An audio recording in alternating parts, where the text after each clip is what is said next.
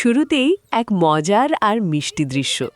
একটা ছোট্ট হনুমান হঠাৎ করেই মহিলার খুব কাছে চলে আসে। কখনো তার চুল টানছে, কখনো কপালে আলতো করে হাত বুলিয়ে দিচ্ছে। মহিলা একটু হেসে বলে উঠলেন, এই দুষ্টু, মারামারি না, আস্তে আস্তে করো। মনে হচ্ছে যেন নিজের সন্তানের সাথে খুনসুটি চলছে। একটু আদর, একটু দুষ্টুমি, সব মিলিয়ে এক অদ্ভুত মায়ার মুহূর্ত। এরপর সেই ছোট্ট হনুমানটা এসে মহিলার কোলে বসে পড়ল। চোখে তার একটাই প্রশ্ন, আমার জন্য কিছু এনেছ তো? মহিলা ধীরে ধীরে ব্যাগটা খুললেন, ভেতর থেকে বের করলেন একটা বাদামের প্যাকেট, আর সামনে ঢেলে দিলেন অনেকগুলো বাদাম। এই দৃশ্যটা দেখেই একে একে সব হনুমান জড়ো হতে শুরু করল। কেউ দৌড়ে আসছে, কেউ লাফিয়ে কাছে আসছে।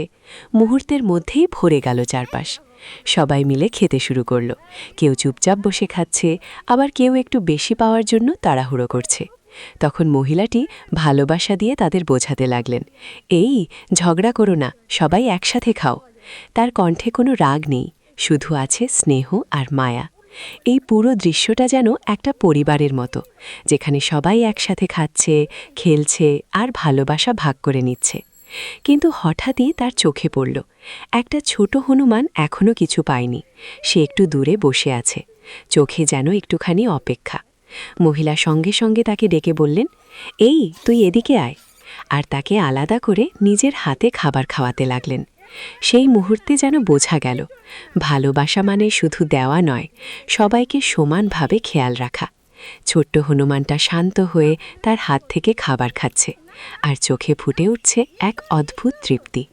এই ছোট ছোট মুহূর্তগুলোই আসলে বড়। এই ভালোবাসাই আমাদের শেখায়, মানুষ আর প্রাণীর মাঝেও থাকতে পারে এক গভীর সম্পর্ক। এই দৃশ্যটা সত্যিই হৃদয় ছুঁয়ে যায়।